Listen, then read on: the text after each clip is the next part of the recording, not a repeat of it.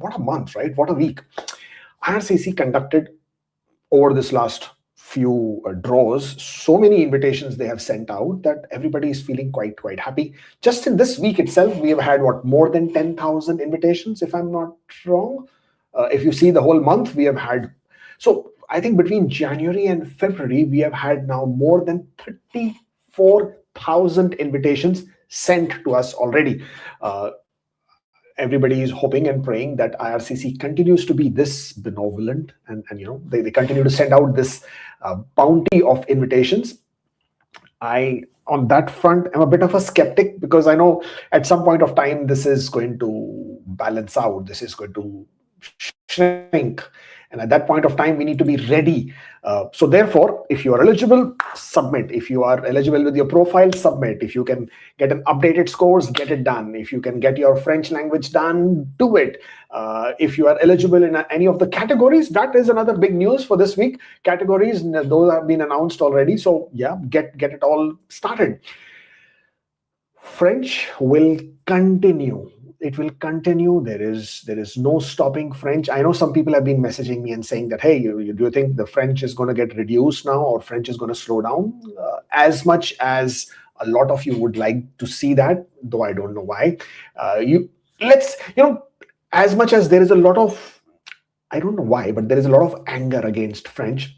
I do understand your point, but at the same point of time, French is the second official language, second national language of the country, and the government has a political, I wouldn't say agenda, but they have a political responsibility or have a mandate to basically ensure that they can increase the Francophone communities, or they can pay attention to the Francophone communities outside the Quebec area as well. At the end of the day, this is all about the Canadian culture, the Canadian life. And therefore, stop being upset with French or people who do get invited under the French categories. Instead, just concentrate on the Anglophone categories, right? Let's not get into the French versus Canadian process. Let's just stick to the what we have. So I've always said that, and I'm saying this to you again, that Canada will always do what is in the benefit of the country, not what you would want them to do. I would want them to do, I don't know, I mean, invite everybody in Express Entry, right? Can they do it? Will they do it? No, of course not. We want them to conduct TR to PR every month. Will they do it? Can they do it? No, of course not. So therefore, have a balanced understanding, have a balanced approach to the whole process, and then probably you'll feel better. Another thing I want to talk, and this is a bit on the serious note of things. During the consultation this morning, a person completely broke down in tears, and my heart goes out to that person, and I'm sure there are so many of other people who are in a similar situation. And these are the people who now have no opportunity to continue staying in Canada and now have to return back. This person tried everything, right? So they got the dummy thing done, which was refused. Then they went and did a visitor record, I think. Visitor record was refused, and then they got horrible advice and horrible guidance by somebody. And after having got a refusal of a visitor record, they still went ahead and made an application from inside Canada for a study permit. Somebody told them that if you go and study this program, this PSW, this program, that program. So they obviously fell into that trap. And in spite of the fact that they, after having got a refusal on the visitor record, they had no option, they still went and did it. So the point I'm trying to make is not about that person's status and what happened to them, but the point is that there are so many of you out there, and that number probably goes into hundreds and thousands, who eventually will not have an option. And that is a fact. This person, and I think a week before, there was another person who was also in a very bad state of serious anxiety and probably borderline depression, was that people feel that if they will go back, and this person who was crying today was absolutely at the wit's end. They don't want to go back, in the sense, like, not that they want to continue staying in Canada illegally. No, that's not the whole point. But they feel that if they will go back, or if it's one of you who's listening to this, and probably you are at that end of the train or end of the track kind of a situation, and you feel that you have to go back and you will be seen by your family, by your friends, by your relatives, by the society, and people around you. Log kya kahenge? That whole situation, as to what are people going to say. You feel that you will be seen as a loser, you will be seen as a failure, that you have completely burned your parents' money or your savings, and that you have returned back, though you have gone with high hopes, and your parents were pretty happy to have seen you gone, in the sense of that you will eventually become permanent resident and then citizen, but you are now returning back without having that status in hand. Now, in my life, I've gone through several ups and downs, but I'm not going to say that I understand your position, because no, I haven't been in your position. However, don't attach Canadian permanent residence status to your life's worth. Your life is so much more valuable than this. And I've said this so many times before, Canada is not the end game. It's not the end of the world. Don't treat it like this. Instead, let this build your mettle, become the unicorn or the phoenix, rather, not unicorn, become that phoenix, come back from the dead, come back from the ashes. You can go back, you can get your, French, you can learn French, you can return back, you can get that work experience, which you need, and you can return back. Don't choose to stay in Canada illegally. That is one thing which you should never ever think of doing. There could be people who would misguide you. Don't do that. That is not the route that you want to take, because if you do that, you will be closing all the doors. Okay. There could be other things that you might be able to do. You might be able to pursue a different career. You might be able to pursue a different journey. You might be able to pursue your options or statuses in different countries. Canada is not the end game. I keep telling you this. So don't attach your value of your life, value of your self-esteem, value of your worth with Canada. If it didn't happen, fine. So there are so many examples in life where things go up, things go down, but what you do after that, which has not worked for you, is what will make you. So this is for everybody out there who is in a difficult situation right now. Parents expressing their disappointment, relatives, friends, even you yourself expressing the disappointment. Expressing the disappointment is fine, but considering yourself a failure and beating yourself over it is not. It's not worth it. Don't do that. You're much better than that. You're much more valuable, and your life is much more valuable than that.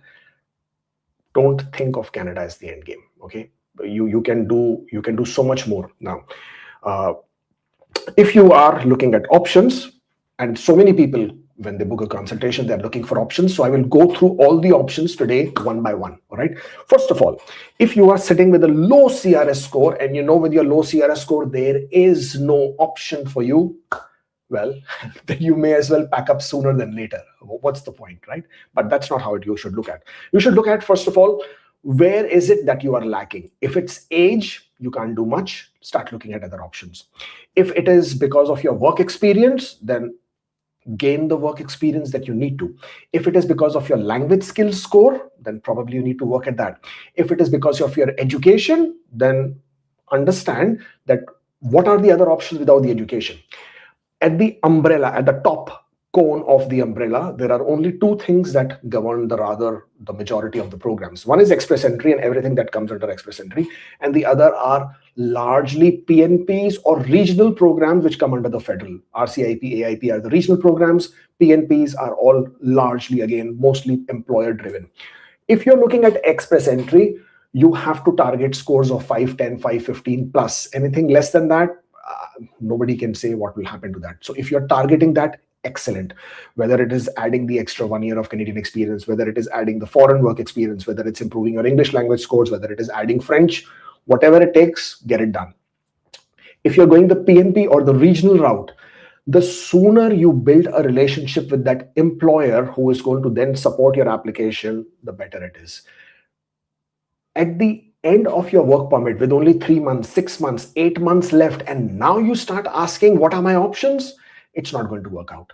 That decision, that strategy, you need to start working at the time when you get your work permit, not just when 4 or 6 months are left on your work permit and then you're thinking, oh, now what should I do? From the very beginning, identify which occupations will not work. Anything in food services, anything in security, anything in retail, these are and these will continue to be low priority occupations. These are not going to lead you towards PR in most cases. Of course, there could be an odd one out who might get through with this, but in most cases, if you're looking at provincial nominee programs, if you're looking at categories, if you're looking at priorities, food services, retail, security, these kind of jobs are not going to take you anywhere. Okay, so if you're going to only target that low level, entry level jobs just because they are survival jobs and because that owner of that restaurant, that owner of the grocery store, and owner of the petrol station is telling you that they will help you with PR, don't take their word for it. Okay, you have to be smarter than that. If you have managed to come to Canada, I mean, the least you can do is a decent amount of research for your own future and then not blame anybody else 2 years, 3 years down the line. So that is what you have to be looking to do it. If you're identifying PNP programs, start talking to the province. Go to the provincial office, have a discussion with them. Look at their labor market priorities for the next 5 years. See which occupations they are going to target. All the provinces have some or the other reports that they issue for their next 5 years, next 10 years. Government of Canada by itself from the ESDC has the COPS report, COPS report, which lists down the labor market priorities for the next 5 to 10 years. Ontario will have its Auditor General's report. Saskatchewan has its labor market priorities as well. So each province will have some or the other report. But then even if you go by the trends, even from what you're hearing, you know for a fact, healthcare is a priority. You know for a fact, trades and construction will continue to be a priority. Concentrate on these and then everything else will start falling into place. Because if, for example, if you go into an occupation which is already so crowded, there are so many other people already there, obviously it's going to be a rat race. And if it's going to be a rat race, the people with a higher score, better support from their employers are going to win. And again, you're going to be left at that fag end of the race. And then who are you going to blame?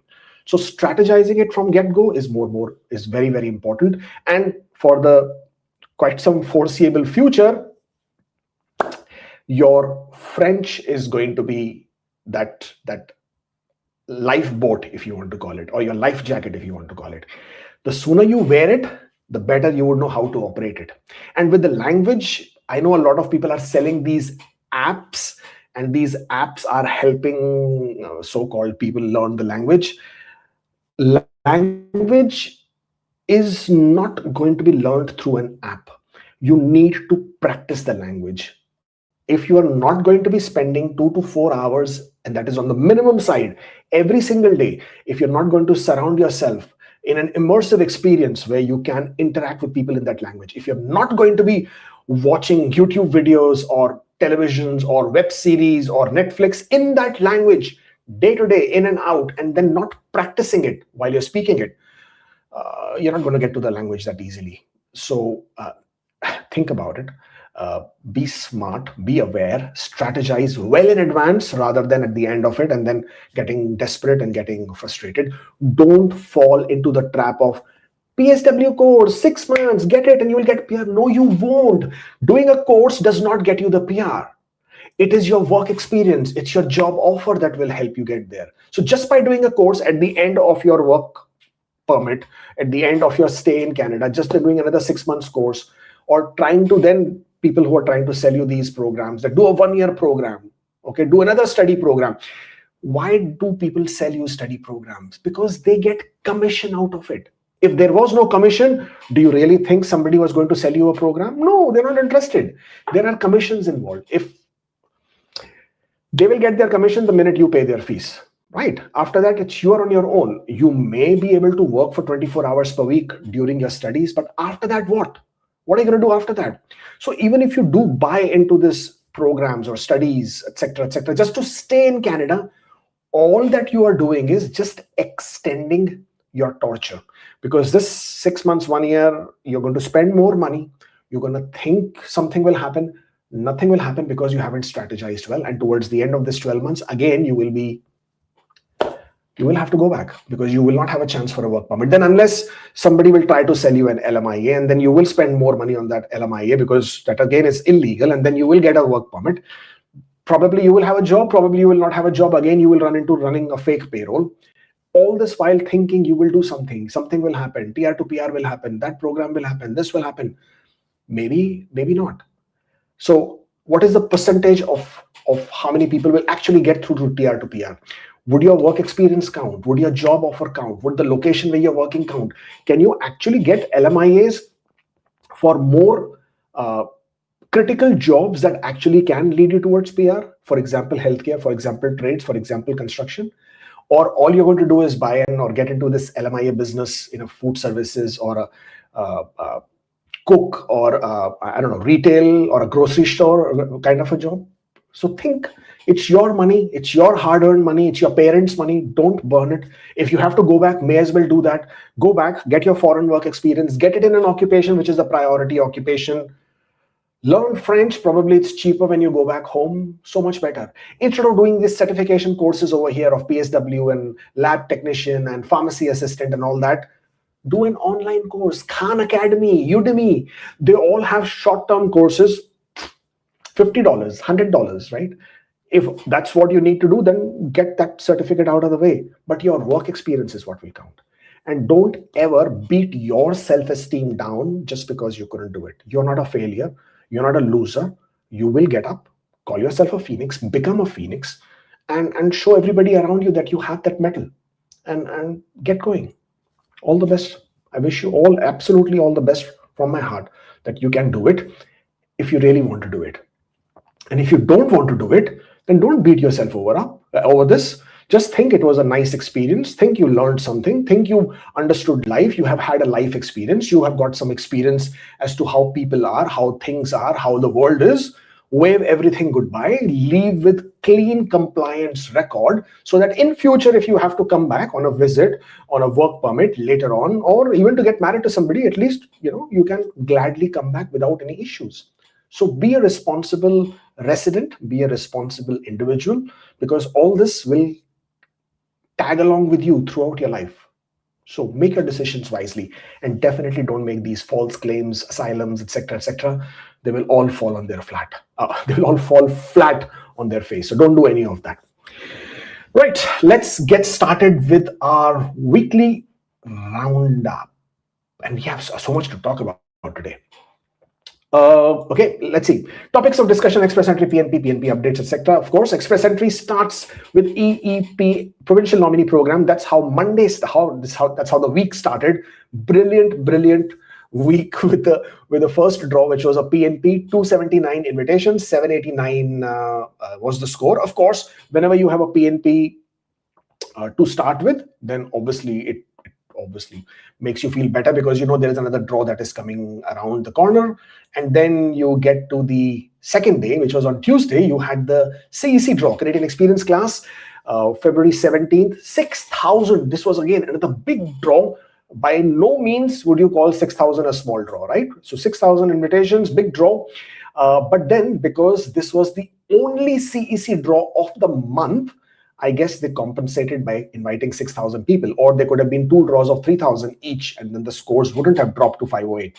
But the good thing is that they conducted a 6,000 kind of a draw, helping the scores to plummet to 508, which was pretty good. And then 2 days later, because on Wednesday, Lena Metlage-Deab came out and announced the new categories, and she also made it very clear that within this week, you would also have the draws for the Physicians in Canada draw and the healthcare occupations draw. And that's what exactly happened. On Thursday, you had the Physicians with Canadian Work Experience draw, whereby the lowest score was 169 and the number of invitations was 391. Though I have to agree with you, until now, I haven't been able to figure out how could a doctor or a physician in Canada with Canadian experience be at such a low score of 169.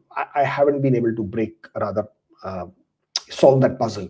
Yes, If you say that the person did not show their ECA or their education, which is not a requirement for the Canadian experience class, yeah, you could score 99 and you could get away with it, right? But then this was tier category 0 or 1 job, tier category 1, of course, this was for the physicians. And therefore, IELTS or language had to be CLB7. Therefore, the lowest, even if they were on the age of 45 plus, the lowest scores could be 99. Possible. 99 is a possibility. And then you could add their spouse's points, or you could add some of their other factor points, as in they had a better English language scores, and they could very easily go to 169. But 169 would be possible only if they did not have any ECA. But then how could a physician in Canada who has a Canadian license to practice as a doctor not have an ECA for their education? That sounds a bit odd. So therefore, I haven't been able to solve this puzzle yet. I'm waiting to hear from different people who are looking into this to see how is it going to be possible. And then, of course, on 20th of February, you had the express entry healthcare draw. 4,000 people were invited. Mind you, there are 37 knock codes in this category, and score was down to 467, which is brilliant, I would say. And you know, why is it brilliant? If you have been looking at the trends for healthcare category last year, I mean, the scores were pretty high, 505, then 490s, then 480s, and 470s, and then it down came to 467, and then 462. But it took some time, right? You know, one of the reasons why the scores dropped right down to 4,000 is because IRCC's recent change in the categories, which now requires for you to have 1 year of work experience, which is excellent, because I have been such a strong advocate of the fact that the 6 months work experience is not done. It doesn't really provide you with the qualification to actually do the job that you are claiming. And of course, you know it. I mean, you know it, absolutely you know it, that so many people have been abusing it, misusing it.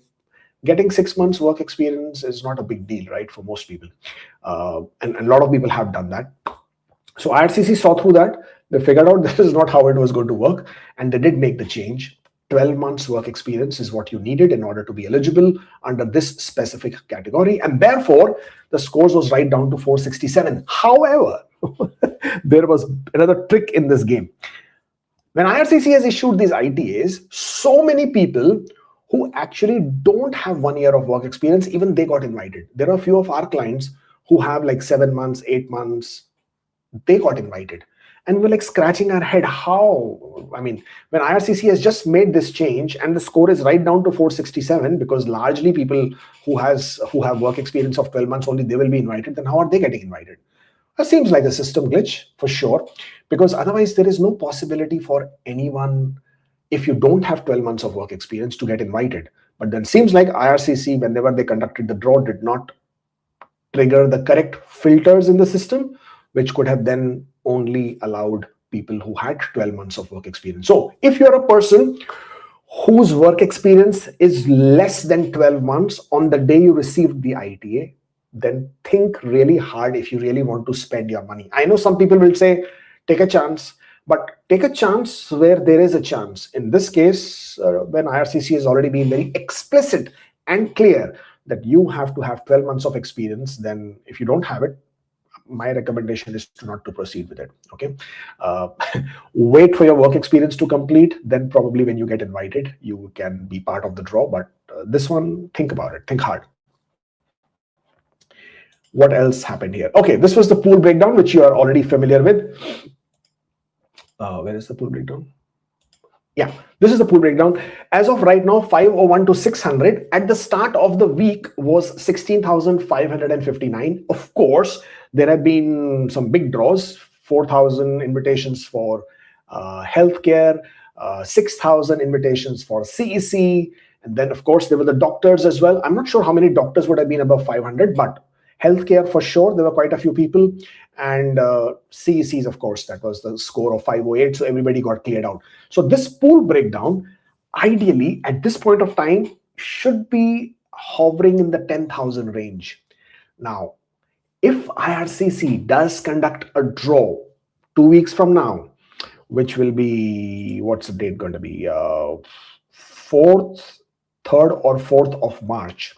Now, if a draw happens 3rd or 4th of March, then I would hope to see the scores going down. Again, depends on how many invitations IRCC will send out. But if they, let's say, continue with this aggressive mode that they have applied, then I hope to see the scores going down, probably dropping further down to 506. Even 505 is a possibility, provided they do invite 5,000-6,000 people. I hope then it could actually go down even further. But it also depends on how many people go back into the pool. There are still so many of you out there who do decline the ITA, who do jump right back into the pool with the declined ITA. It's sad, but I mean, I don't know, how can I stop anybody at the end of the day, right? Express entry, this is what happened. This is what happened. Yes, this is what happened. New categories announced, categories changes announced. These are the new categories for 2026. French, healthcare, STEM, trade, education, transport, physicians with Canadian experience, senior managers with Canadian experience, researchers with Canadian experience, and skilled military recruits. Very quickly, these are the occupations. I'm sure you can always check that. STEM, no change to STEM. Of course, there is not much change to healthcare either, but no change to STEM. Insurance brokers are still there. Hopefully, this year they will conduct a draw for STEM. Last year, these guys were really ignored. So I hope this year they will at least conduct some invitations for STEM. Transport category has made a comeback, though with a upgraded or a amended list of occupations, pilots, technicians, mechanics, 4 knock codes included in this particular one.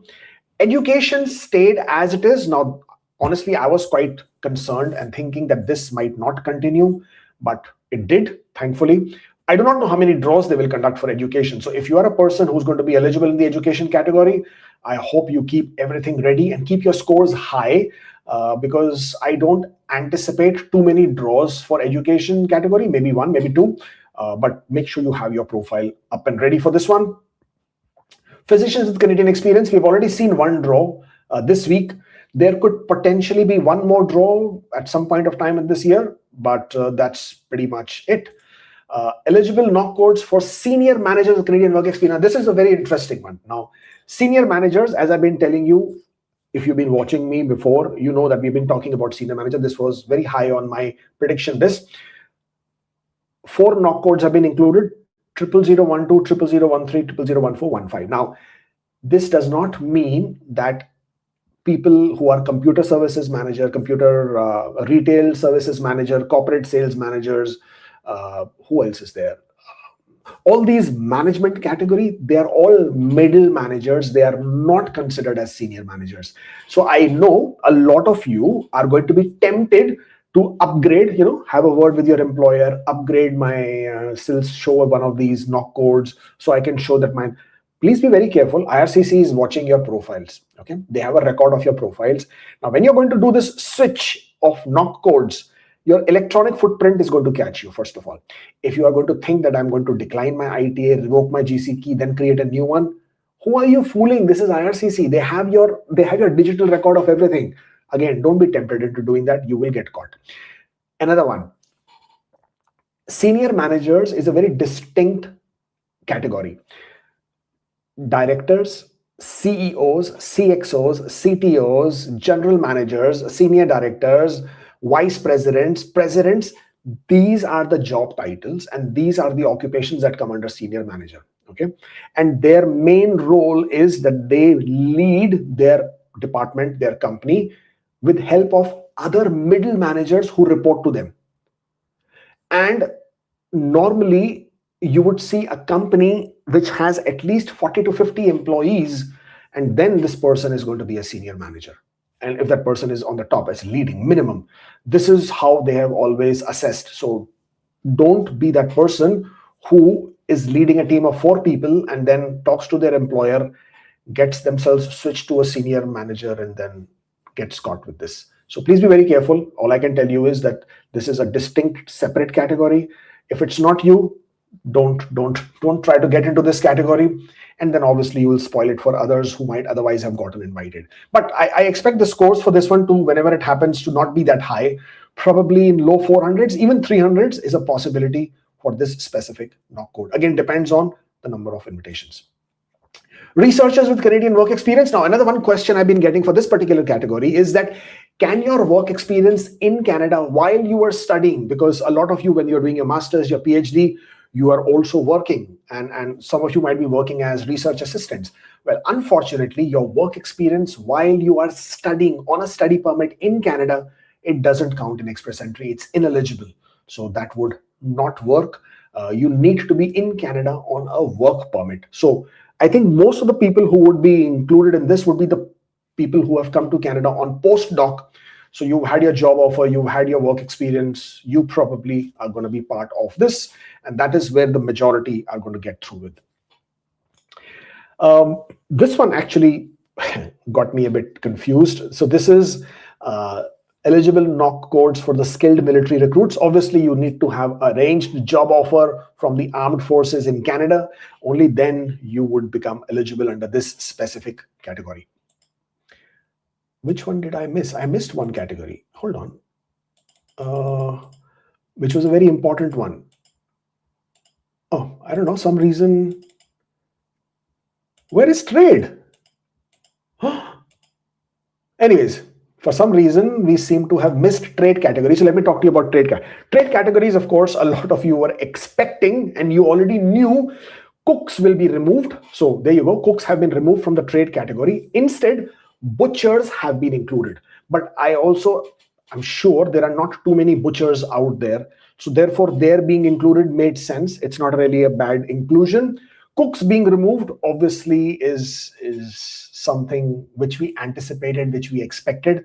So, I mean, and if you're a cook, you already knew it. So please don't feel bad about it. You already knew this was going to happen. I mean, look at the trade category draws. 505 was the draw last year with 1,350 invitations. It wasn't fair to anybody. Even if you were a cook, 505 was a big high score. If you were a trade category individual, this really felt unfair because 505 was a really, really high score. So now this year, hopefully they will conduct more trade category draws, because last year they were holding back, of course, because of inclusion of the cooks there, because everybody became a cook. All retail supervisors, all retail counter attendants, everybody who was working in, sorry, not retail, food services, everybody became a cook. Even food services managers became cook because they wanted to be included, right? So that will all now begin to change, and you will see trade category draws probably at a more reasonable level. Now, reasonable level, again, is very subjective on the basis that we don't know how many invitations. So the higher the number of invitations, and therefore you will see a better number there of the trade occupation. But yeah, that one's going to be something I'm waiting to see as to how much they can drop. I'm thinking 450s is something which is a possibility. 450, 460 could go down lower as well, but again, depends, always depends on the number of invitations. Now, this is very, very important one that I wanted to talk to you. Now, these two screenshots, as you are seeing, I've been having this debate with other RCICs since morning, and of course, there is a separate group that we are on, and we've been talking about this as to how things have changed and what is the interpretation. Now, this is my opinion, this is my interpretation, yours could be different, but at this point of time, now, what you're seeing on your screens is the definition, or rather it is the ministerial instructions that govern the draw that happened. So this was a category draw for healthcare in December, where 1,000 invitations were issued. Okay. Now, if you see the text, this is where you had to have work experience for 6 months. But if you see the one which has been highlighted in blue, that was the relief or exemption condition put there, which said that your work experience would be counted until the day you submit your PR application. So, for example, you could have been invited even with 4 months of work experience. And because you have 60 days to complete your work experience, you could complete your work experience for 2 more months. And at the end of your 60 days, submit your PR application with 6 months eligibility, and your work experience would have been accepted. That is what was happening with the 6 months. So people were getting invited and were submitting their application even with less than 6 months of work experience. Of course, they were submitting after completing 6 months. But what has changed? This has changed. This is a big one. Now, this is the most recent ministerial instructions that were governing the categories. And this is the one from the healthcare, which just got announced 2 days back. Here, not 2 days, yesterday. Now, this says very, very clearly that, first of all, you need to have 12 months of work experience. It has removed that section which gave the relief exemption that you could submit your application, or your work experience could be considered by the time you submit your application. So therefore, this is something as a warning.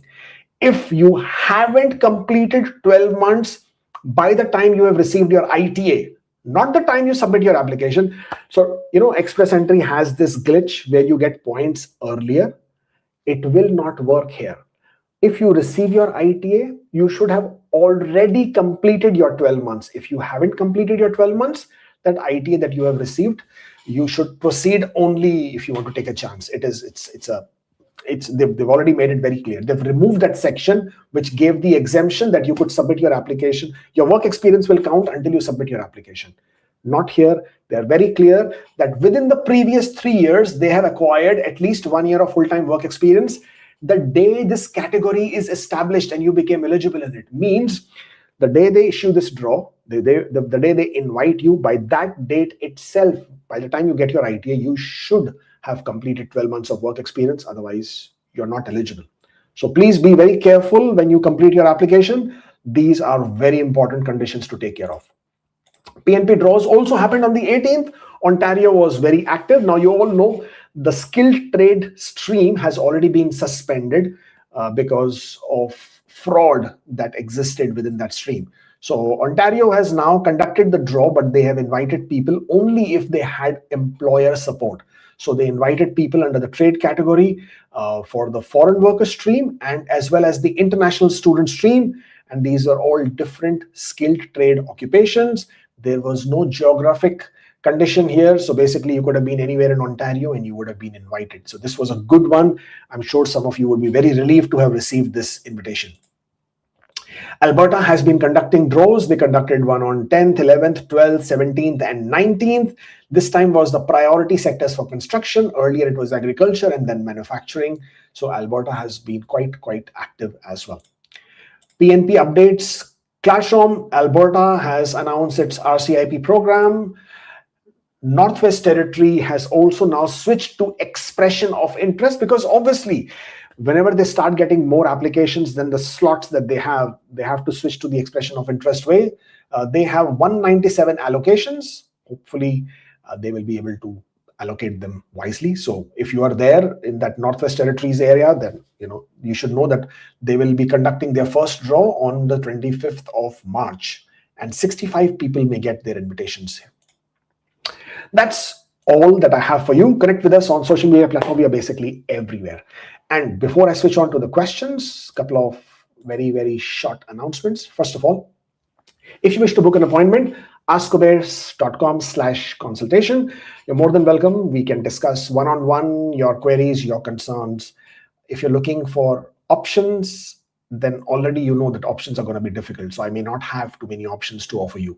If you want to discuss strategy, of course, more than welcome to do that. But for options, I always suggest you already know your options. You're already at the end of you may be already at the end of that road. Instead of spending money on a consultation, just figure it out yourselves by the way of if your Express Entry is not going to work for you, then PNPs, and if you don't have an employer, then probably learn French, because this is exactly the kind of advice you will get from me if you were to discuss your profile. I'm telling you now.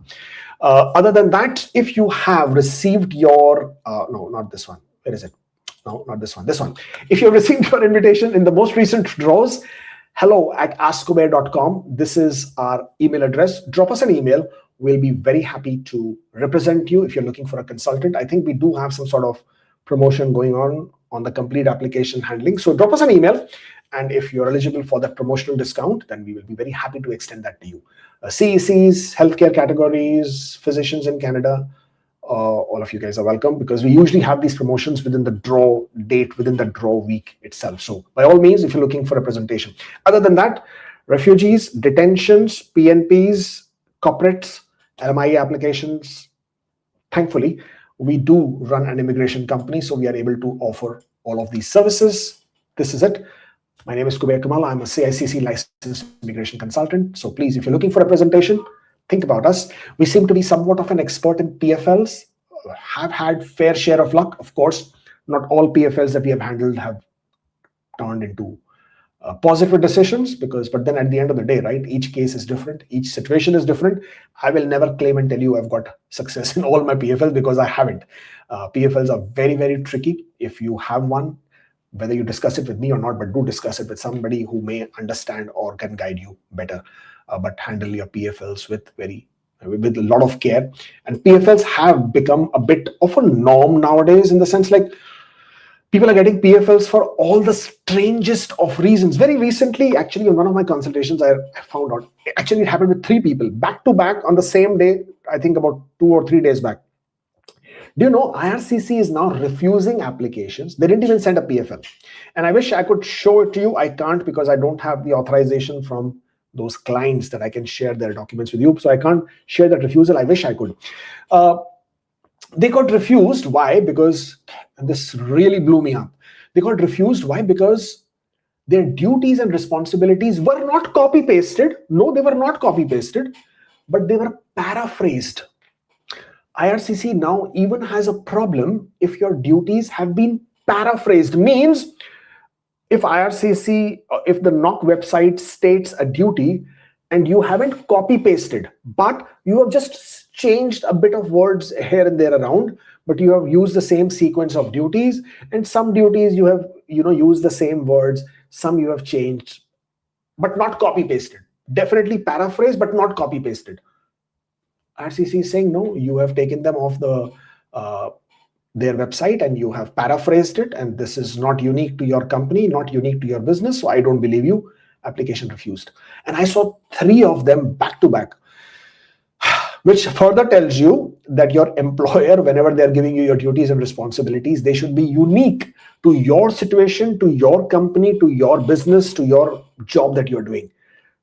Don't take it from IRCC and then just paraphrase few words, because even those are now under the spotlight, and IRCC is not, they're not being nice to anybody. They're really, they're not being nice. So please be very careful when you're handling those applications in terms of your duties and responsibilities there as well. Okay, tons and tons of questions. I will try and answer as many as I can. I have a little bit of time, about half an hour plus. We'll try to do as many as possible. Of course, as you would expect, I cannot answer all the questions. It's just not possible. So after this video, please come back into the comment section and drop your questions there, and I will try and answer as many questions as I can today and tomorrow. I keep coming back and I'll keep responding to the questions. And before I jump onto the questions, you're here, so hit that like button. I want to see this likes going up so that it goes out to more people, number 1. Number 2, why are you still not following the channel, may I ask? Why? I mean, if you're here, you're watching, then you may as well follow. At least you know where you're getting the right information and more credible advice from, right? Okay, let's go for the questions. My God, I'm looking at the questions and I'm already freaking out with so many questions. Oh boy.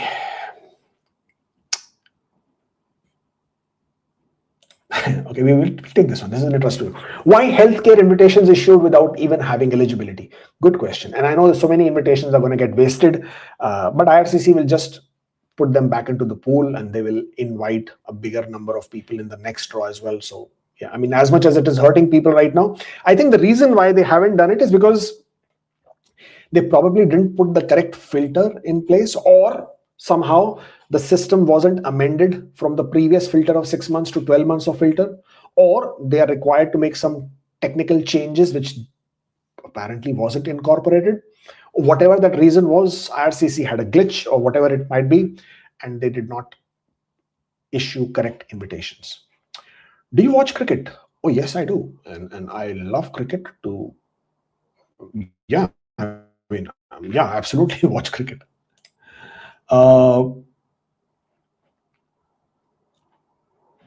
Okay, let's start taking, oh my God, questions, too many of them. Let's see, we'll go very, very fast, so please bear with me.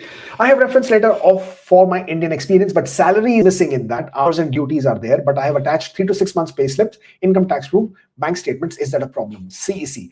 Well, it is a problem and it is not a problem. It is a problem because your employer is not clarifying and saying that you are paid, and that is one of the requirements that a work experience has to establish, that this is paid work experience. You have provided pay slips, good. You should also provide your employment offer letter. If I was you, I would provide pay slips for all months, bank statements for all months, so that there is no ambiguity, and also explain that the company does not provide the salary details. I would also add any performance reviews, any increments, the employment offer where it says this is what we're going to offer you, or any service letter you may have received at a later date. I would include all of them. Received ADR 5669 incland clip. Okay, should I sign? Yes, you should hand sign and then scan it and then upload it to RCC. CEC ITA application deadline April 18. Work permit expires March 17. Applied PCC yesterday. Plan file PR early with LOE and PCC. Applied proof. Apply bridge open work permit before expiry. Is filing application early without PCC risky? No, it's not. It's absolutely fine. I know you have to show your best interest, but you can always add a letter of explanation that in view of the fact that your status is expiring, you have chosen to submit an application, but you have also applied for PCC. This is the proof that you applied for PCC, and therefore you're submitting this application. Explanation in these matters is always important.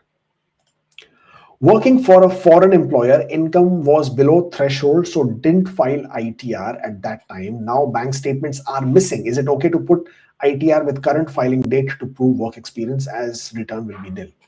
Well, whenever you file returns, your income returns later, as in now, what are you trying to prove? It's not going to prove anything.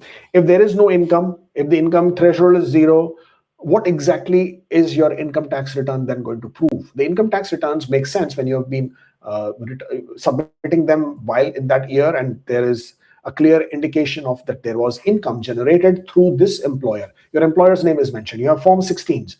That establishes you providing a 0 return income statement. Your IT returns doesn't prove anything.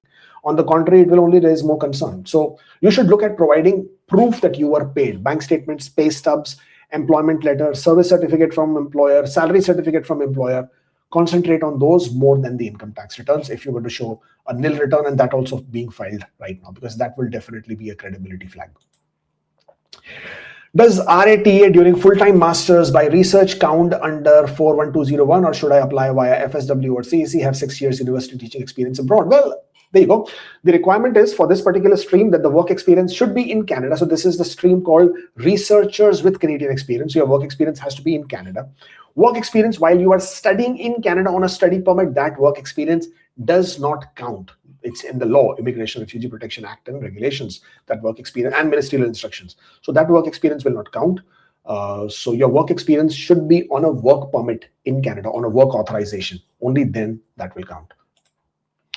Worked 5 weeks from India, 2 weeks vacation, now adding 3 extra weeks to cover. Should I split work or go without splitting? No, go without splitting. That is not a requirement. You don't have to split your work just to incorporate 2 or 3 weeks of your vacation. That you could either mention in your personal history or in your travel history. No problem with that. Non-express entry downloaded travel form shows did not travel, instead not applicable for spouse and child. I'm single. Will it cause return waiting for AOR? Well, if you are a single, then there is no issues at all. You will mention not applicable, right? So that's it. Nothing to worry about there at all. If you have not traveled anywhere and you're showing not traveled, that's equally fine. And not applicable for your spouse and children is equally fine because not applicable. You're a single.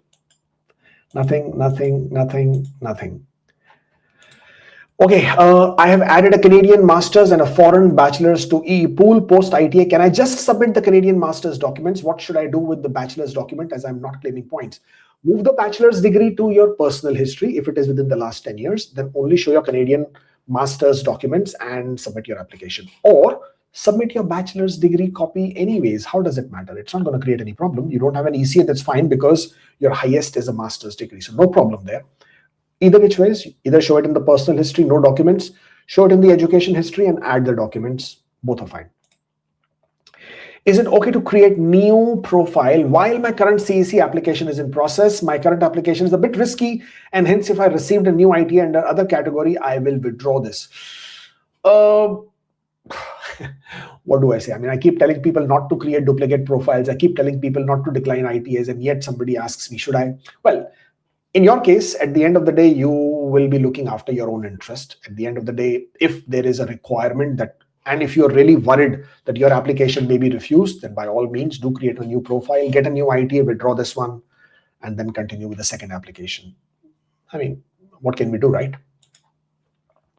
Postgraduate work permit expired on March. Okay to get vacation payout legally after that. Also, foreign work experience company shut down, have payslip, sample letter without duties, bank statement. So I'm not sure what is the question.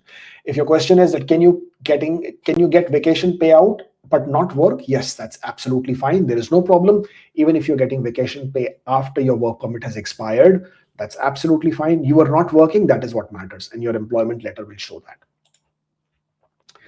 COPR 15 Jan, waiting for the card. Can I drive to Seattle from Vancouver, enter back on my COPR? Is it risky? No, it's not risky at all. If you're going by road, 100%, 100%, actually no, 200%, you can return back to Canada with your COPR. There is no problem. Just have an additional proof of identity and you'll be absolutely fine. You don't need a PR card to travel back to Canada by road through US border. Absolutely fine. Carry your COPR, carry another proof of identity, and you're good.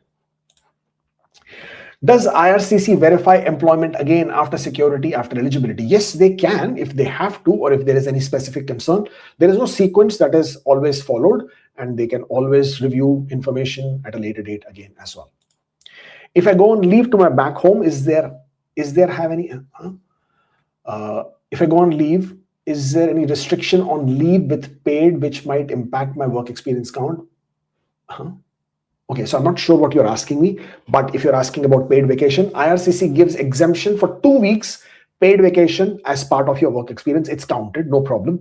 Anything more than 2 weeks is IRCC's discretion, as it has been stated on their website. So 2 to 3 weeks, I've never really seen much of a problem. After that, yeah, then it becomes IRCC's area of how they are feeling about it on that particular day and which direction they go. Always work have extra period of work claim so that it compensates for any shortfall. Is payslip extremely mandatory for foreign experience? I have reference letter, bank statements, and electronic tax record statement only as proof. No, it's not. See, the thing is, IRCC has to establish 3 things. Period of work, which date to which date, how many hours per week, right? Because you're claiming points for a period of work. Second is your knock code, so your duties and responsibilities. Third is that your work experience is paid. As long as these 3 things are established, you're good to go with your employment letter. So proof of employment should establish that you are paid. So for proof of payment, whether it's your bank statements, pay stubs, income tax returns, combination of all of this, one of this, as long as there is ample evidence, reasonable grounds to believe that yes, you were paid, and you're good to go. So don't stress too much about it. Left to date blank for current employment in personal history, waiting for AOR cause return. Left to date blank for current employment in personal history. Cause waiting for. No, I think you'll be fine. I think you're talking about non-express entry application. So yeah, that's perfectly fine. There is no issues with that. Does IRCC specifically ask employer if they wrote the letter as I gave duties paraphrased as they print job description which doesn't match tier? Well, they can. I mean, it's not very common for IRCC to call your employer, though they do call. They sometimes, especially in Canadian work experience, there are many instances where they picked up the phone and called the employer and asked different things. And yes, they can always ask, does the person perform these duties? Have you prepared this document? How long was the employee working for? Which locations do they work? How frequently has this person taken leave, or are they currently in Canada? What was their progression? How did you hire them? How did you recruit them? Are there any other locations that they work at? This could be any number of questions that they could ask. Increasing eligibility for category will have any impact on CEC because it will lead to fewer invitations under the category draw, and for this year CEC may have more uninvited. Increasing eligibility for category will have any impact on CEC? No, not at all. Because as it is, the category draws are at lower score. So if IRCC is clearing out lower end of the pool, that doesn't mean the pool will drop down. The pool is already sitting very high at the scores. So no, increasing the eligibility will have no impact on CEC at all. At least not the way I think. I'm not sure what you're thinking as in how it will have an impact. Fewer invitations, no. The invitations, they will issue more depending on how many they intend to issue for categories. The scores will be lower, and that would allow more people who are at a lower score to also become eligible. But it will not impact CEC, and it will not impact the CEC scores, if that's what you're asking. Under 41201 category base, does paid research work during full-time Canadian studies count? No, it does not. Any work experience while you are studying on a study permit in Canada does not count in express entry. I applied for dummy work permit 5 months ago, got an ITA, will apply for bridge open work permit, but if I update my file, they might refuse my dummy and I have to stop working, which I don't want. What should I do? It's your call. I mean, you're asking me both the things. Well, it's entirely up to you. If I was you, I would definitely update them. I would update them to send them my AOR and request them to treat my dummy as my bridge, because they will refuse your application anyways, right? So what are you thinking? There is no high hopes there. And the fact that you've already got 5 months, you're already very lucky. So expecting anything more is futile.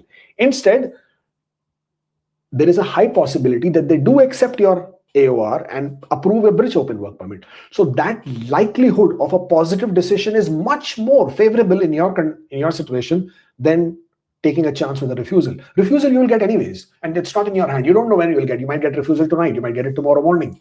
But with AOR, there is also a possibility that you might get an approval. So wouldn't you take that instead of a refusal and then can't work until you get your PR or apply or get a bridge open work permit? I would have definitely taken an approval any day. Can I go to the US with postgraduate work permit, passport, and US visa? Canada TRV is in processing. Going by road for 3 days, will TRV in processing create any issues? No, it will not create any issues. And yes, you can. If you have a valid work permit, you can exit. You can go to US and return back. And on arrival, show your work permit. Yes, it's possible.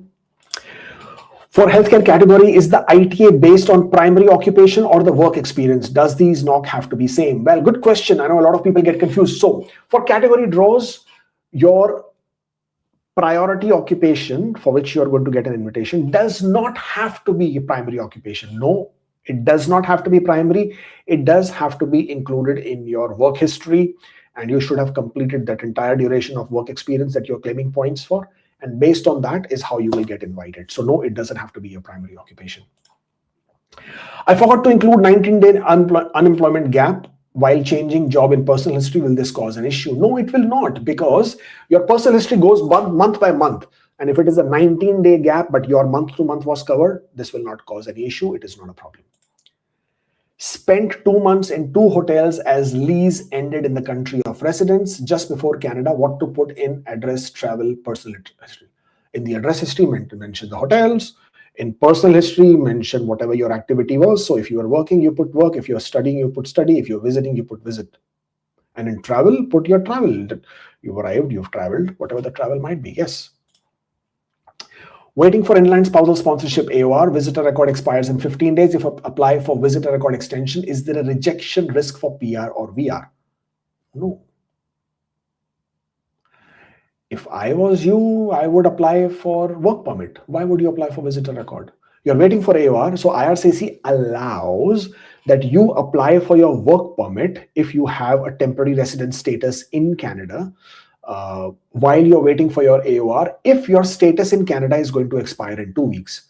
So you can apply for visitor record if you want. You can apply for an open work permit if you would. In both the cases, you would be on a maintained status and you can continue residing in Canada. You can't work, of course, until your work permit is approved, but no. So there is definitely no risk to your PR, but depending on how you make this application for visitor record, have you included everything? Have you explained why you're applying, etc.? That obviously is always subject to processing and assessment. Just a moment, guys.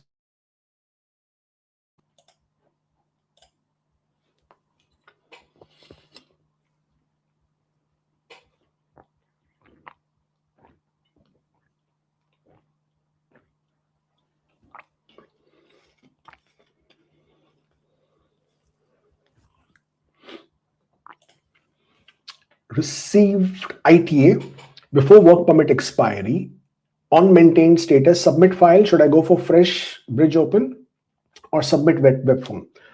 I would say do both, or submit web form, wait for a decision. Once you get refused, apply for bridge open work permit with a restoration. But definitely update IRCC with your AOR. PCC and PSK, will it be okay for non-EE? Yes, absolutely. I mean, PCC from PSK is the way to go to get your police clearance. Otherwise, if you're outside Canada, then apply through BLS. Nothing here, nothing here. Work as industrial electrician, non-compulsory trade in Ontario, continue experience, don't have industrial COQ. Is it any issue? I mean, I don't remember on top of my head if it's a specific employment requirement. Please take a look on the ESDC website under the NOC code, under the employment requirements. If it states you need to have a certification, then you need to have a certification. If it says it's not compulsory, then you don't need to have it. Got PR through express entry French draw, 5 months. Can I move to Montreal without any problems in future citizenship application? Well, what you're thinking of, most people do anyways. So for express entry, the intention for application has to be that your intention will be to live outside Quebec. A lot of people actually do move to Quebec, and I haven't seen anybody getting into problems. There isn't a specific section of the law or statute or legislation which says you can't do it, or if you will do it, you will get penalized. It was your intention in the express entry. So now that you are a PR, it's not conditional.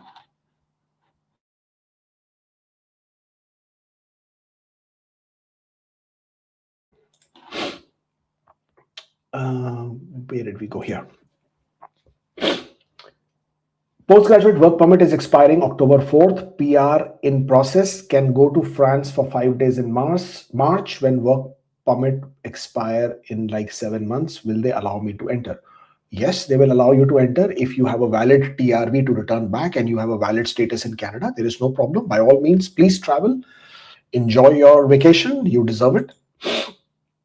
My fiance got BCPNP nomination and applied non-express entry PR 15 days ago. Processing time is 16 to 18 months. If we get married in December, can I be added as spouse? My work permit expires Feb 27. Fiance's work permit expires October 27. The answer is yes, absolutely. You can get married at any point of time during the process. Whenever you do get married, please raise a web form, inform IRCC. They will give you time to prepare the documentation. When you do prepare the documentation, you will be added. Expect the processing time to get increased a few months, because now your eligibility also has to be assessed. They will have to make the changes of adding you into the application as well. So expect some process time to be added. But yes, absolutely good to go. ITA under 21300, title is site engineer, but core duties align with 22300 and only 50% with 21300. Can I switch my NOC before EAPR without risk? Should I include an LOE? Answers are yes, you can. Actually, you should change your NOC. It's very important. When you submit your PR application, it is extremely important that you choose the correct NOC code. Even if you have to change it, there is no problem. You can change it. I know there are some consultants who have been making these Instagram reels. You cannot change a NOC code. It is misrepresentation. How? I mean, if you don't change your NOC code, then how are you going to justify to the officer that you have the validity of that work experience? That is such a silly thing for people to be saying and expressing. Please, 100%, and I can assure you it's not incorrect. You can change your NOC code. Do explain, add a letter of explanation that you have changed your NOC code. It doesn't impact your eligibility. It doesn't impact your scores. There is no reason for IRCC to refuse your application. Explain that this NOC code is a better match with my duties and responsibilities, which I've only discovered during my review, and therefore I'm changing my NOC code. There is 100% no issues. Please change your NOC code and don't look at those reels and TikTok videos which says, don't change your NOC code, it is misrepresentation. Those people don't even understand the meaning of the word misrepresentation. And that is misrepresentation is such an abused word in Canadian immigration. Everybody scares you with word misrepresentation. Misrepresentation actually means when you are committing fraud, you are providing misleading information, you are manipulating documentation, you are withholding information, you are lying in your application, you are deliberately trying to mislead the officer into making a decision which they otherwise wouldn't have made. That is misrepresentation. If you have made an error and you are correcting it and you're explaining it, that, my friends, is not misrepresentation. So please, by all means, change your knock code if you have to and add a letter of explanation. Spouse doing postgraduate diploma, spouse open work permit extension refused, study permit approved, permits end with course end now in last semester, reconsideration web form or reapply. Postgraduate diploma doesn't get spouse open work permit, so there is no provision for you to get a spouse open work permit. So reconsideration, web form, nothing is going to work. Reapplying will not work. Reconsideration will not work. None of this is going to work. And you are in the last semester. Last semester, as it is, you're not eligible for a spouse open work permit. So unfortunately, none of this will work. You can apply for restoration and change your status to a visitor, or you can leave Canada. And once your spouse gets applies for postgraduate work permit, or if you're in Canada, then they can apply for your spouse open work permit if your spouse is working in a valid knock code. Otherwise, you will have to wait till the work permit is approved. Am I eligible to claim 2 points under 𝗂𝗃 for second language? I only gave 2 sections for Francophone mobility program. Yes, you can. Have masters and PhD from Canada, working in R&D for 1.5 years. Not sure what else I can do to qualify as top talent to get invited. I know. I hear you, my brother. And nothing else you can do. You're already working in R&D. You're already working in STEM. Hopefully you get invited. At the end of the day, the top talent also means that you have top human capital factors, and that all, as of right now in the current system, are all established as per age, education, work experience, language skill scores. So probably French might do the trick. And if you are in STEM and hopefully your age is on your side, then probably STEM category draws, when they happen, might help. Otherwise, adding foreign work experience might also work here. Do you have any estimate CRS for transport occupations? No, absolutely not. No. You see, the problem with predicting these things or speculating is that I should have some data point, some data reference to draw this information from, as in how many people are there in the pool, what will be the draw size, right? And what are the pool distribution for different levels. Then you can make a very educated speculation or prediction. But no, I can't. I have no way of knowing what would be the draw. Sorry. I got ITA in profile. I wrote cash manager, but actually supervisor, then promoted, same employer, same knock, no gap. Should I split roles and mention with LOE? Well, if it was same knock code, then you can add an LOE. If it was different knock code, you split. And if it is different titles clearly mentioned in your work experience, definitely split, and then also provide the same letter or accompanying letter for each roles and responsibilities and explain. Missed work experience doc web form sent in 7 days safe, R10. R10 will be safe even if you have missed the work experience documents. It's the assessment after that which might trigger. But if you have already sent it, then the federal court ruling says that as long as you have provided the document before the decision is made, then you should be fine. Hopefully, fingers crossed. Job title is restaurant assistant manager. Duties in reference letter is similar to food services manager. What knock should I choose? 100% food services supervisor. Assistant manager in a restaurant is 99% always a food services supervisor knock code, because you are reporting to a restaurant manager, so you can't choose the restaurant manager knock code. Therefore, food services supervisor is definitely a safer bet.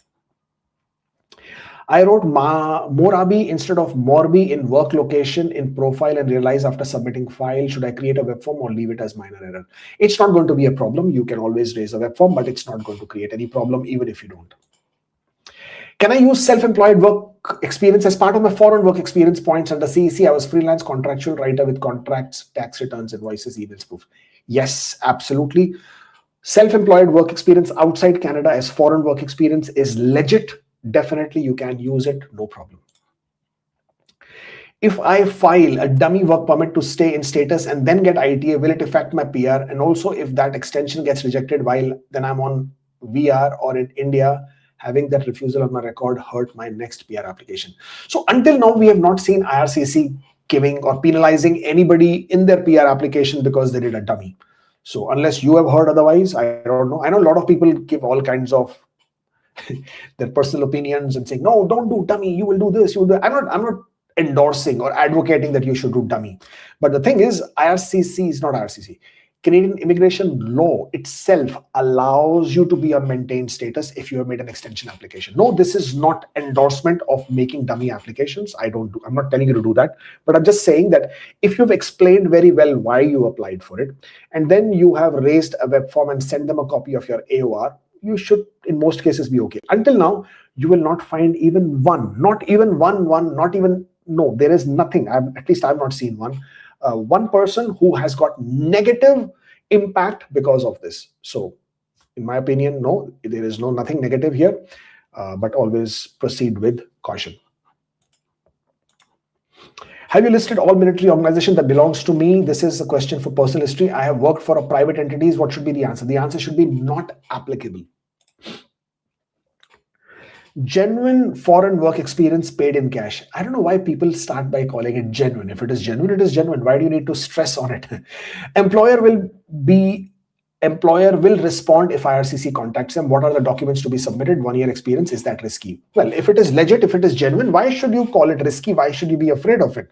Employment reference letters, pay stubs, wage statements, salary certificate. Any pay vouchers, any debit vouchers, cash vouchers, any registers you signed to show that you were paid, all of that becomes part of your work experience. Any thoughts on next healthcare draw, sooner or later? I think a bit later, though I don't know. Again, on what basis am I saying? I don't have any idea, any clue. What will be the scores? What will be the ITAs? No way of saying any of that. But I would definitely like to believe that there would be a few more healthcare draws for sure. Also, IRCC has made a bit of a mistake here on this one by making a glitch, or rather by having a glitch by sending invitations to people when they shouldn't have sent invitations to people. In the sense like people who haven't completed 12 months, even though those people have gotten invitations. So I think there will definitely be a few more draws in healthcare, but no way to know what will be the scores.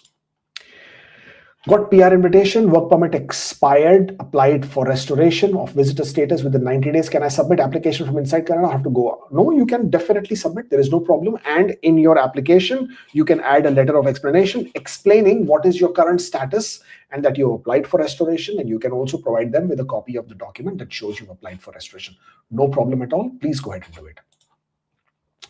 My CRS without CEC is 511, but I have to wait to get the experience in September. I would be around 545. Also applied Alberta opportunity stream. If invited, should I accept or wait for CEC? Well, if you're going to be around 545, that is tremendous. But until you get to 545, your CRS without CEC. So means at 511, you are not CEC. How do you have 511? You have to have a PhD and you have to have a sibling. How else did you get? Oh, you could have also French. True. But if you have French, then you don't need CEC. So I'm not sure. How did you get 511 without any CEC? Because to get to 511, you will need sibling. You will have to be below 29. You should have PhD. And of course, you have to have CLB 10 in English and 3 years of experience. Interesting. I would like to know how you got that score. As in, am I thinking in the right direction, or was there something else that went into it? But if you're at 545, by all means, you can choose to wait, or just get the Alberta opportunity stream, right? Always have it as a backup. Get it, submit it, wait for the draws, because after you get the nomination, you still have 6 months to submit the application. So have it as a backup plan. But definitely CEC for sure. I want to get my job duties reviewed by you. Do you provide this service? No, I don't. We do not provide any kind of review services at this point of time. We got flooded, overwhelmed completely with the draws that happened in Jan, Feb, and December, Jan, and then no Feb. We just did not have the resources to provide any kind of review services. So I'm sorry, we don't provide review services. 6-year Canadian experience for CEC, do all 6 years count or last 3 years? Canadian experience, 5 years count. Anything more than 5 years doesn't count, but 5-year work experience you get points for. Me and my wife are PR card holders and I am currently in Canada and she's in India. Will my time spent in Canada be considered for my wife for PR application? Huh? Me and my wife are PR card holders. I am in Canada. She's in India. No, sir. Why will your time count for your wife's PR obligation? There is no connection, right? You are both permanent resident holders, permanent residents. Each of you individually will have to comply with the residency obligation. Just because you are living in Canada does not automatically give your spouse the eligibility or the compliance. No. If you are a citizen and you were living outside Canada and your spouse was a permanent resident, then your spouse being a permanent resident but living with a citizen outside Canada, that counts. But you two separate permanent residents, spouses, just because one is in compliance does not automatically give the other person the compliance. Some are saying very soon French will be saturated and will be removed from category based draw. What do you think? Well, I think those people are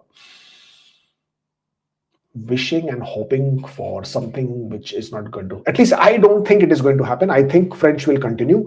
French is a national agenda. There is a national push to increase Francophone immigration outside Quebec. So the way I look at it, and the government is quite aggressive about it and have been quite vocal about it, I don't see them. So when you say saturated, who are these people if they're saying saturated? And what is their data point to say that it is saturated? They are a minority. How can they be saturated? I mean, saturated versus what? So yeah, no, I don't see that happening. Can I add my refugee status spouse to my non-express entry application? He didn't get travel documents. Can I add him? Any complications? Oh, well, this one is a complicated one to answer. On here, I have to understand more about this refugee status. Is the person a claimant? Is the claim approved? Is the claim denied? If the claim is denied, that is a definite problem. So yeah, that will be a problem for sure. But if the claim has been approved, or if the person is still a claimant, if the person is also a claimant, then they may choose to withdraw. But if they choose to withdraw, then their enforcement order becomes has to be applied. Yeah, this one is a more complex one. This needs more understanding of what exactly is the situation. Can't do it on a live stream here. PR tracker shows biometric, medical, and eligibility complete is a good sign. Background check in progress, but GC key eligibility in progress. First of all, PR tracker, GC key, they don't really give you a real-time update or real-time information of what's going on in your application. Plus, they have such limited user interface exhibit, right? They don't really tell you what exactly is going on. But if it shows complete, yeah, why won't you consider it as a good sign? If it's showing completed, it definitely is a good sign. But to get better information, order GCMS notes. Job duties are mentioned in paragraph. Is that okay? What if they don't mention their contact details? If they don't mention the contact details, is a problem for sure. Otherwise, how is RCC going to contact them? So it should be on a letterhead. The letterhead should have an address. That is quite important. Job duties are mentioned in a paragraph. That is not a problem. As long as, of course, it still matches, even as a paragraph, it matches with your NOC code. Should I upload my WES and IELTS in client information? Yes, you can, or you can add it to your education documents. Both are fine. I work as a CLIG instructor. I don't know what that means. My primary NOC code is 41210. Some of my job responsibilities match 41201. Can I apply under research category? So I can't tell you, should you apply under this or should you apply under this? At the end of the day, you have to identify what your NOC code actually matches. Not that some of my duties match, can I go here? At the end of the day, IRCC is not going to look at the sum of the duties. They will look at your document in its entirety, in its complete context. You have to match with the lead statement. You have to match with the roles and responsibilities, and only then, in combination, your NOC code is accepted. So please make sure that's how it matches, and then you can go with that. Postgraduate work permit valid, 2 years work done. If I start a PhD while working full-time, can I claim EE points until 2027? You can claim points in express entry as long as your work permit is valid. After the work permit is expired and you are then studying and then working part-time, that work experience will not be counted. Only the period of time when you have a work authorization.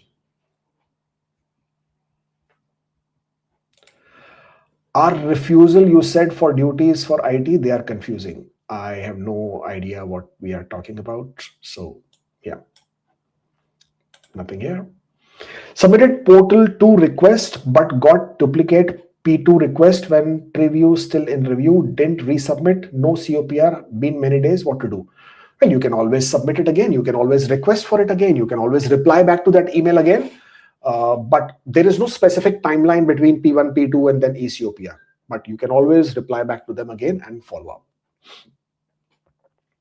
But if you've already submitted your portal 2 and you've got your portal 2, then just have patience. I know sometimes having patience at that final stage when you are really, really, anxious of getting your COPR and getting done with this stress is really, really high. But to be very honest, you can't really do much. If you've already submitted your portal 2, just have patience. It will come. TRV application by employer section not filled, but all other applications it is disclosed. I have included this work in my personal history now and not claiming points. What to do? Nothing to do. If you've already included in your personal history, that's good. Means you're not claiming points. If you're not claiming points, you're not taking advantage. If you're not taking advantage, then it won't make much of a difference. I've got ITA on NOC 21221 for current role, but my company provided me with a letter of 11200. They are not ready to change. What do I do? Well, then you change your NOC code to 11200 so that it matches. Matching a NOC code with your roles and responsibilities is very, very important and critical, and that's what you should be doing. Will there be a CSC draw? Yes, absolutely. I don't see any reason why not.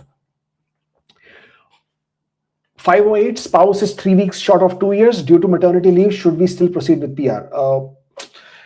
Your spouse should complete 3 weeks. If you're not completing 3 weeks, you're taking a chance. So I leave it to your better discretion whether you want to proceed or not. Nothing. Applied for postgraduate work permit extension in December, got ITA yesterday's draw. Do I have to submit an AOR in the same extension application or separate? You should do both. You can send an AOR for the previous application and request them to treat it as bridge open work permit. And either you can submit another bridge open work permit or wait. Once you get a decision on the first one, then because subsequent, there is a rule, right? Subsequent applications that if you are already on maintained status and if you make a subsequent application, then if your first one is refused, second one will automatically also be refused and cancelled. So up to you. I would do both.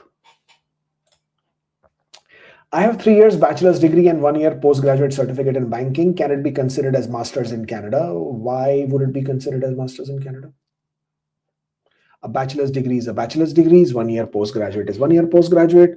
If both of them are evaluated in a positive manner, you would get points for 2 or more degrees. But I don't see any. Again, you can contact 𝗏, you can talk to other ECA agencies, but I don't see any reason why a postgraduate certificate will be considered as a master's. But again, the 𝗏 and all these agencies have a better understanding and they will know better as to how to guide you on this.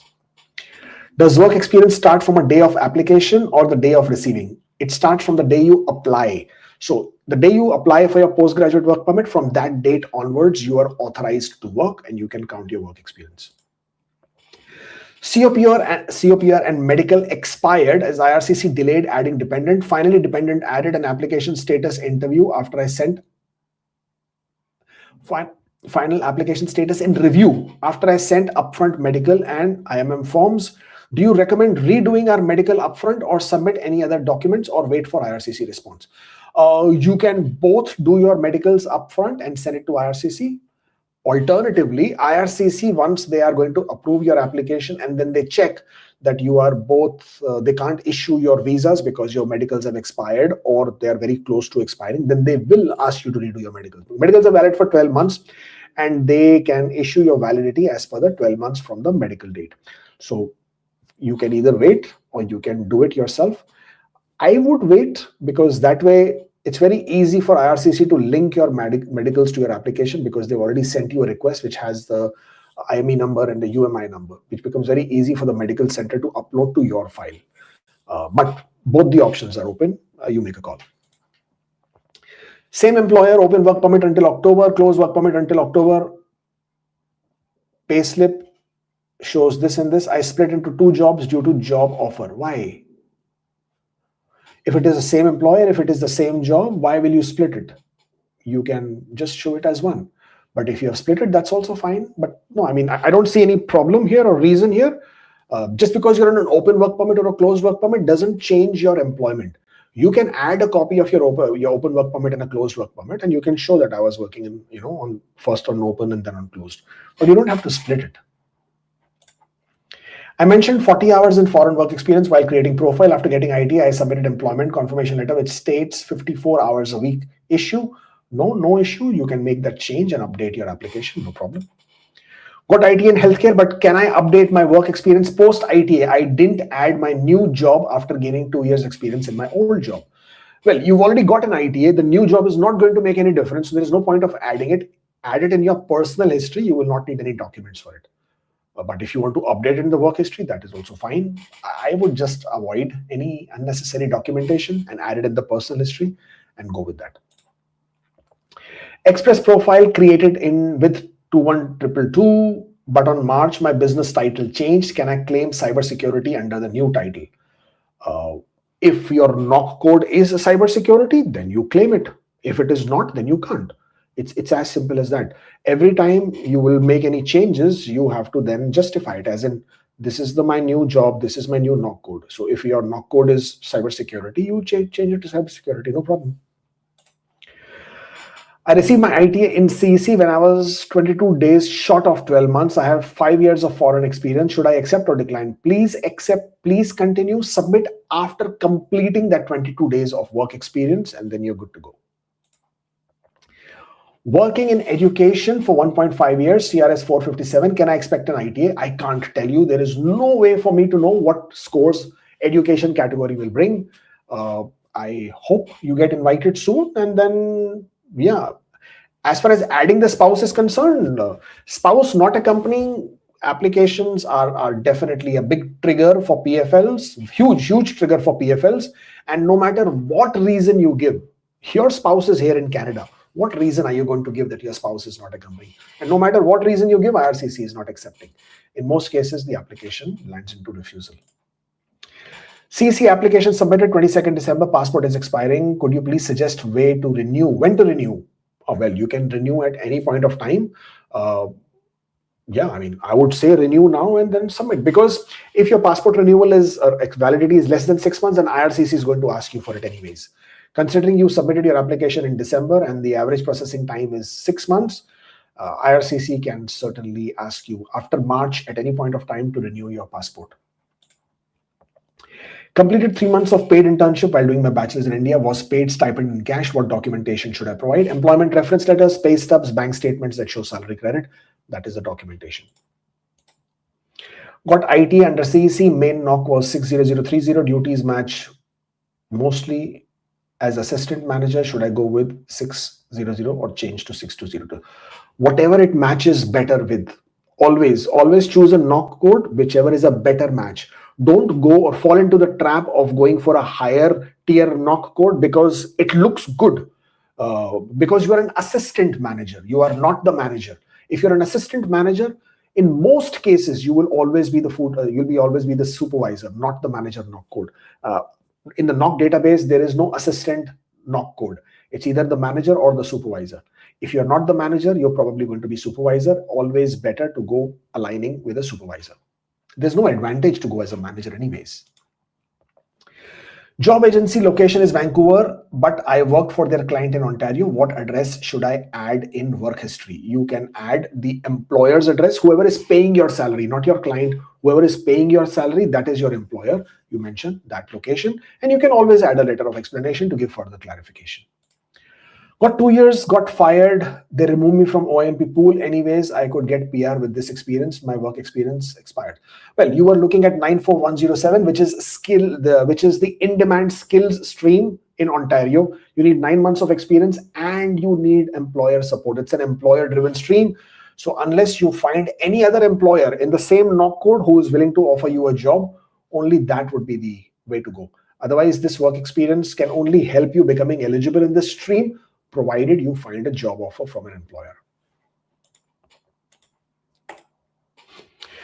NOC is 11201, about 70% is this, 30% is that. Is this acceptable for a spouse open work permit extension, or is there a reclassification risk? I mean, I can't tell you whether it's a reclassification risk or not.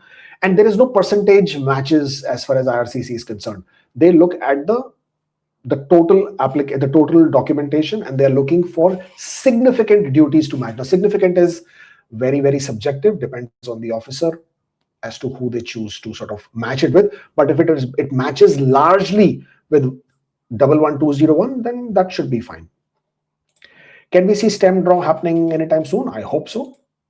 Recently got married in India as per Muslim personal law, have marriage certificate, and I have got apostoled. Okay, sounds good. Congratulations. PRHNC shows 10 years, not 2. Will it change? PRHNC.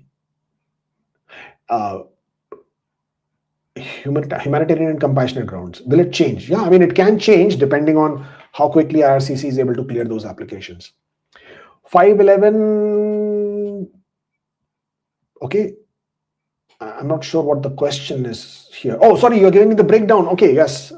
So Canadian masters. See, that was the thing I was missing. Got it. So still don't have the Canadian work experience. I didn't go in the direction of Canadian masters. Thank you so much. Thank you for clarifying, Chris. I really appreciate it. Thank you. That was the point I was missing. You're getting 30 points for the master's degree. That's the reason you're more than 500 and still not CEC. Thank you. Can I apply for express entry as well as OINP under international student stream at the same time, or do I have to wait till the invitation comes? You can apply, absolutely. Express entry is different. Ontario is different. You can have a profile in both. Whichever you get invited in, you can continue with your application. No problem. How low do you think the French scores will drop? Well, they're already dropping towards crazy low numbers. 379 has been the lowest that we have seen, 399 very recently. Depending on how many people IRCC chooses to invite. Yeah, but I mean, 400s, 408, we have seen these kind of low scores. I mean, how low do you want it to go? I mean, this is already quite low. I have concurrent foreign work experience as business development associate. For proofs, I have bank statements and pay slips. Can I add this in my profile? Yes, you can. But when you are submitting this application, you have to be very, very careful as to how you present this. And you will have to explain that this was concurrent. What happens if my IELTS expires after I get my ITA? Well, you have to retake your English language exam, score the same or better before you submit your application. Otherwise, your application will be refused. I asked you a question earlier about getting married and fiance's non-EEPR. So now next question is, my work permit expires in Feb, and if I get married in December, how can I extend my stay? Well, you extend your stay based on your fiance, depending on, again, you will extend your stay based on your fiance status. So if your fiance has work permit, you may be able to apply for work permit. If your fiance can apply for a bridge open work permit, you can get a spouse open work permit. If your fiance has on an employer driven stream this nomination, then your spouse can apply for a work permit, closed work permit on the basis of that employer driven stream, and then you can apply for spouse open work permit, or you can simply change your status to a visitor and continue being in Canada. Can me or my spouse do 2-month online ECA course while in postgraduate work permit? Yes, you can. This clause is written unless authorized. If you're doing an online program, you can study. There is no problem. If you're doing an in-person classroom studies, that can be an issue. I've taken 6 weeks paid vacation, went to India. How to show it in EE profile? Should I split it, or will that split be misrepresentation? Listen, you can split it, or you can show the 6. This was paid vacation. So if you want to show this paid vacation, simply show it in your personal history that 6 weeks you were gone. And then let IRCC deal with it. It's not a problem. It's not a misrepresentation. You are not required to split your work experience for a 6-week paid vacation. If you've gone for a paid vacation, if you want to add it, you can add it in your personal history if you want to, and you can add it in your travel history if you want to. Can I apply for AIP and PNP Nova Scotia together? No, you cannot. I think, if I remember correctly, PNP very clearly states that you can only apply in one, not in both. But check their application guide. I may be a bit outdated on this one. Do NOCB experience with agency contract counts for CEC? Yes, it does. It doesn't matter if it is an agency contract, as long as you were paid, you have a valid NOC code, you are working on a work authorization, it counts. Withdrawn my Ontario median wage, not met, employer now giving me another NOC code for CEC. Will it affect my CEC Ontario documentation already submitted? It shouldn't, because they are two different platforms completely, but IRCC can always check with Ontario as to documentation you have submitted and ask for that. But in my experience, it rarely happens. So because it was a withdrawn application. It is not something which you submitted. So it shouldn't really be much of a problem. I have back home experience. Oh boy. Listen, guys, please don't do any more questions. I really am gone. I have back home experience, December, healthcare knock. Am I within the last 3 years? Well, calculate it yourself, my friend. I mean, I really do not have the bandwidth in my head to sit and calculate December to whatever, 2021 or whatever. So January 2023 till January 2026 is when you were in 12 months within the last 3 years. So based on what you're telling me, you are outside the 3 years period. I work in pest control, also have exterminator license. Does my license count? No, it does not count. Exterminator license categorically does not count for CRS 50 points. A lot of people have tried it. They've got refusals. Some, I think from Alberta, I think one person I know of quite some time back got through. But in large cases, pest control license did not go through. NCLC 5 on TEF, planning for work permit expiring, wife has admin assistant job. Will I be able to extend mine and my wife's? Well, it all depends. What is your knock code? If your knock code is in tier category 0 or 1 or priority 3 and 2 or 3, only then your wife will be able to apply for an open work permit. So your knock code in which you are applying for your work permit, that will matter. I'm going to apply from Nova Scotia Express Entry. Can I change job in same knock after applying in this stream? Yes, you can. Score 540, aircraft maintenance engineer, will have COQ by October. 2 years experience, but don't want to wait due to transport category. Concerned about my 6-week break. Okay. I'm not sure what the question here is. If your score is 540, why are you worried about transport category anyway? Just apply and see if you will get invited. I have a hazardous material worker certificate of qualification from skilled trade. Can I claim 50 points for it, or does it have to match my primary knock? No, it doesn't have to match your primary knock. If it has been issued by the regulatory body of your occupation, and that occupation for which you have got the COQ is included on the IRCC list, then you should be able to claim it. Visitor record, can I apply for staying more than 6 months in Canada, or is it better to apply for less than 6 months? No, you can apply for more than 6 months as well. You can apply for a year. You will just have to give justification as to why you are applying for a longer than 6 months, and you have to show suitable available funds. I have 1 year of experience in cybersecurity with no foreign experience attached during study permit application. What are my chances? Well, if your score is high enough to get invited under the STEM category, then yeah, good chances. I work physically in Ontario, but job agency address is in Vancouver. Shall I add Vancouver as address in the employer history? Well, you can add your address, and in a letter of explanation, you can mention that your employer is Vancouver. You are working remotely for the client in Ontario, and that you are in Ontario. So you can add that as a letter of explanation. Short by 108 hours, that's a lot of hours. Work permit expired, can I still apply? Can I still apply? Well, you can apply by not counting those 108 hours. So if that reduces, so you cannot claim 4 years if you are short by 108 hours. 108 hours is roughly 1 month of work experience, probably more than that. So tricky. It's entirely up to you if you want to take a chance. But I mean, it's definitely a gap. It's definitely a short work experience. I work for 2 companies during my 1 year work, but one employer fired me. Do I still need to upload second job documents? If you're claiming points, then yes, you have to. Further elaboration for earlier comment about recent marriage, but the marriage certificate is issued by the Waqf board. Is it okay for spouse open work permit and express entry? Yes, Waqf board is considered to be part of the government authority which can issue your marriage certificates. So yes, Waqf board marriage certificate will be allowed. What is the validity of PCC? If it is from your country of residence, it's for 6 months. My agent was hide my master's degree at the time of study permit. Should I submit my master's degree for PR? Don't do it. It is a huge risk. If you chose to hide it, don't blame your agent. You were part of that. So if you and your agent chose to hide it, now showing it is a direct misrepresentation because you're taking advantage of it. You can get into trouble. I'm tired. Claimed 6 months under knock, mostly routine chain restaurant duties, enough to qualify or risk refusal. Would a reference letter of LOE help? Your knock has to match with your duties and responsibilities. If it matches with the duties and responsibilities, you can claim them. Will there be a CEC general draw? Yes, CEC general draw happened last week. So yeah, it will continue.